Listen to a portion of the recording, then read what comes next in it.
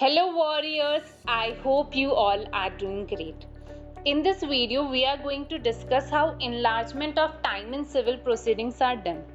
मतलब जब कोई प्रोसीडिंग कोर्ट में चल रही होती है तो किसी काम को करने के लिए पार्टी को टाइम दिया जाता है। जैसे रिटन स्टेटमेंट फाइल करने के लिए, कुछ डॉक्यूमेंट प्रोड्यूस करने के लिए आपको टाइम दिया जाता है। तो उस टाइम को बढ़ाने के लिए, इंक्रीज करने के लिए सिविल कोर्ट क्या प्रोसेस फॉलो करता है, यही हम इस वीडियो में डिस्कस करेंगे।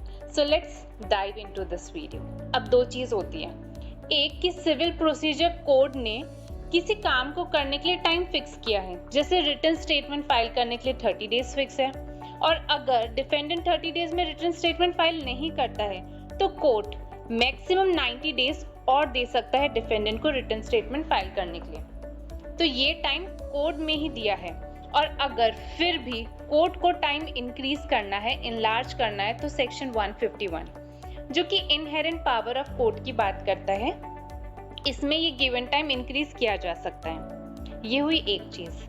अब दूसरी चीज ये है कि कुछ प्रोसीजर्स के लिए सिविल प्रोसीजर कोड ने कोर्ट को ये डिस्क्रिएशन दिया है कि ये पर्टिकुलर प्रोसीजर पार्टीज कितने दिन में करें।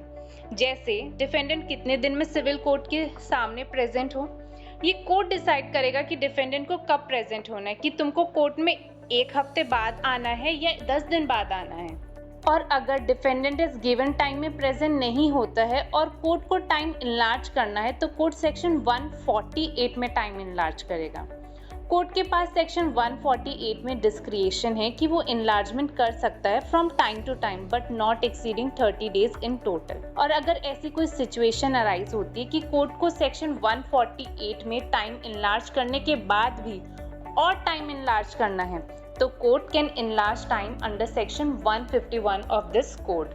इस प्रोसेस ऑफ इनलार्जमेंट को आप इस चार्ट से भी इजीली समझ सकते हैं। Time fixed by court, the court will enlarge time as per section 148. Further enlargement more than 30 days under section 151. Time fixed by CPC, section 148 will not apply. Enlargement under section 151. I hope the concept is clear to you all. Thank you for watching and don't forget to subscribe this channel.